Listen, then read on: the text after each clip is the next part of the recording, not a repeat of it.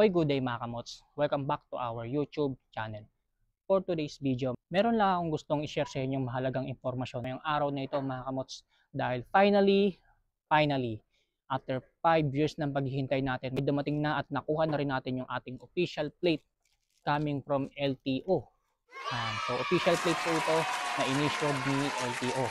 So after 5 years, finally, dumating na rin mga kamots at nakuha na rin natin itong official plate ng Honda Beat FI version 2 natin. So i-share ko sa inyo mga kamots bakit umabot ng ganong katagal. Lagpas 5 years yung ginawa natin paghihintay dito sa plaka ni Honda Beat FI version 2 natin. And kung paano ko siya nakuha suddenly ngayon, araw na ito. Let's go!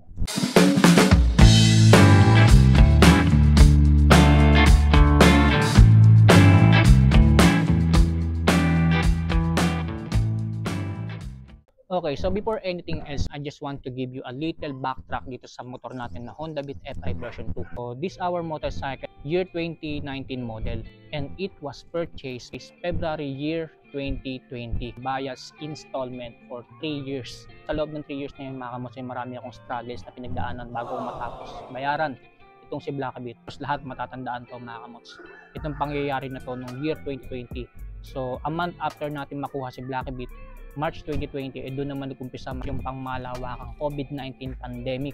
Kakakuha lang natin ito kay Black Beat and then nag-umpisa yung pandemic na yun. So doon pa lang nagsimula na yung struggles ko mga kamots, kasi alam naman natin nung nagkaroon ng pandemic, lahat na wala ng pansamantalang trabaho. Natenga sa bahay, wala ng sahod. That time na yun mga kamots, talagang nag-struggle talaga. Actually umabot pa nga sa point na nanghiram pa ako kay manager ng pambayad ng installment nito para lang maituloy ko yung pagbabayad niya ng monthly amortization dito sa Honda Beat FI version 2 natin. Sa awa naman ng Diyos, so bali natapos ko siya mga kamots bayaran nung year 2023. 2 years simula nung natapos natin siyang bayaran, 2025 na ngayon. Ngayon lang dumating yung plaka mga kamots.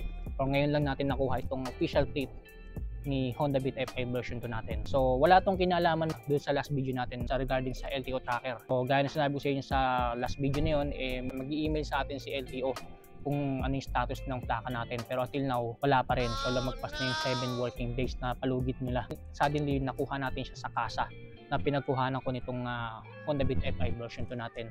Actually wala talaga sa plano ko na magpunta dun sa kasa na yun, kaya lang napadaan lang kasi ko mga kamots, and napaisip ako kung nandun na ba or meron na ba tayong plaka dun sa kasa na yun kung saan natin kinuha itong Honda Beat FI version 2 natin. So pumasok ako dun sa kasa na yun mga kamots, and then nagtanong ako kung nag-check kung available na ba yung plako natin doon. And then nagulat ako mga kamots, and hindi ko in-expect na meron na palang plaka si Honda Beat FI version 2 na nandun na sa kasa na pinagkuhanan natin sa kanya. Actually dumating daw to last month lang mga kamots, May 2025. Hindi ko lang sure yung eksaktong date, pero sabi ng staff ng kasa na pinagkuhanan natin kay Black Beat, May lang dumating itong plaka natin. Dagdag pa nung staff nung kasa na pinagkuhanan natin mga kamots, maswerte daw ako dahil napasama daw ako sa unang batch ng mga inisyuhan ng plaka ni LTO. Yung mga motor is sa year 2019-2020 model. Maswerte daw ako mga kamots dahil ako daw yung napasama sa unang batch. Kaya ngayon nakuha na natin yung plaka natin. After 5 years of waiting, finally nakuha na rin natin itong official plate natin para sa Honda Beat FI version 2 galing kay LTO mismo. Naka-plastic siya nung kinuha ko mga kamots, and then yung texture niya of course lata. Alright, so minabuti ko siyang takpan mga kamots para lang maipakita sa inyo ng personal yung physical appearance nitong plaka natin, of course mga kamots, from LTO. So plain white yung background, and then yung mga letterings niya or numbers yung font color black. So ito talaga yung talagang official na kailangang itsura ng plaka natin mga kamos na pasok sa LTO. Siya nga pala mga kamos, huwag niyang gagayahin itong ginawa kong tinakpan ko itong plaka na inis sa akin ni LTO, kasi kaya ko lang naman siya tinakpan para lang for security purpose, para lang maipakita ko sa inyo mga kamos at ma-share ko sa inyo itong official plate natin para sa Honda Beat FI version 2 natin. So maya after ng video natin tatanggalin ko na rin to, kasi dahil na rin sa NCAP, kapag nahuli kayo na may takip yung mga plaka ninyo, isang letra lang o isang number lang ang tinakpan nyo, may multa na yun at may huli pa. Kaya mag-iingat tayo mga kamos, wag natin tatakpan yung mga plaka natin ng mga sasakyan o motosiklo pa man yan mga kamos, no? Kasi may huli po yan, lalo na pag nahuli kayo, magmumulta kayo mga kamos, no? So mabigat-bigat din yung multa, I think mga nasa 5,000 din yata. Ayan. And then may kaso pa yon. So kapag tinakpan niyo yung mga plaka ninyo na issue ni LTO. Excited na akong ikabit ko sa motor natin mga kamos dahil finally meron na rin tayong sariling plaka para sa Honda Beat FI version 2 natin. So tara, ikabit na natin. Alright, so ito yung currently na nakakabit sa Honda Beat FI version 2 natin mga kamos. So makapapansin nyo, MB file number yan. So tinakpan ko lang din ngayon ko lang din tinakpan yan mga kamos for security purposes para lang maipakita ko sa inyo itong video na to. Ayan, so mamaya tatanggalin na rin natin to. And naka-acrylic siya. Acrylic type siya mga kamos itong plaka natin na gawa ni Ramp Decals, no? Ayan, so shoutout again kay Ramp Decals sa gumawa nitong plaka natin na para sa motor natin, no?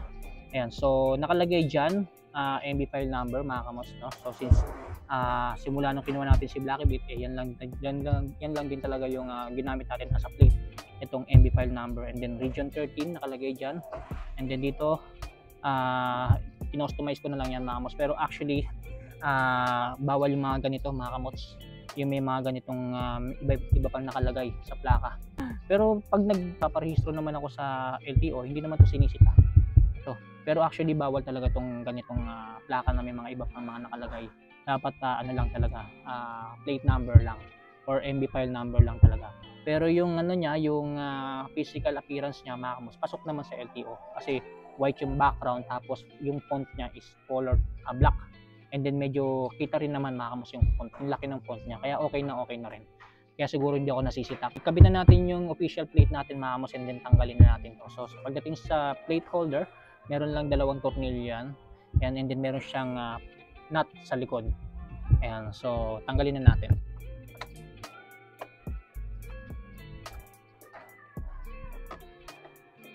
Alright, so ayan mga kamos, bali na tanggalin natin yung old plate natin or old temporary plate natin na MB file yung nakalagay. So ikabit na natin tong official plate natin mga kamos, no? Ayan, so bagay na bagay yung Blacky Beat, no? After 5 years talagang yung ko lang talaga na-enjoy na magkaroon ng sariling plaka mga kamos. Talagang official plate ba galing kay LTO, no? Tornilyo na ulit natin mga kamos.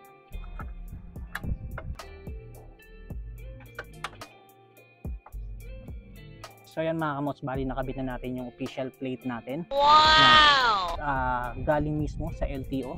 Finally, meron na rin plaka si Honda Beat FI version 2 natin.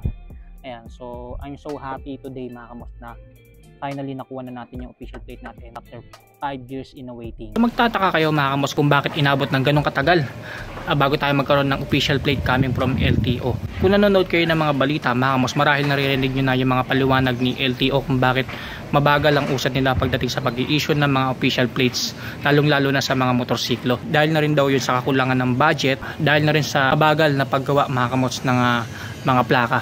Kaya nagkakaroon sila ng mga backlog. So napasama tayo sa mga backlog na yun. Ngayon 2025 lang tayo nagkaroon ng official plate na galing kay LTO, and thankful naman tayo mga kamos, and finally na-issuean na nga tayo after 5 years ni LTO ng plaka natin para sa motorsiklo natin. So dito ko na lang tatapusin ng vlog ko mga kamos. Sana nabigyan ko kayo ng idea, lalo na kung meron kayong motorsiklo na ang year mo 2019 or 2020 mga kamos. So check nyo maigi sa mga kasa. Sabi nung kasang pinagkuhaan ako nitong plaka para sa Honda Beat FI version 2 natin, meron na raw dumating na first batch na mga plaka para sa mga motor na year 2019 and 2020 model. So check nyo na lang din sa mga kasa ninyo mga kamos na pinagkuhaan ng mga motor ninyo kung meron na bang dumating na plaka doon para sa mga motorsiklo ninyo. Ayan, so sana nabigyan ko kayo ng information mga kamos regarding sa video na to. And muli maraming salamat sa inyo. Stay safe, ride safe always.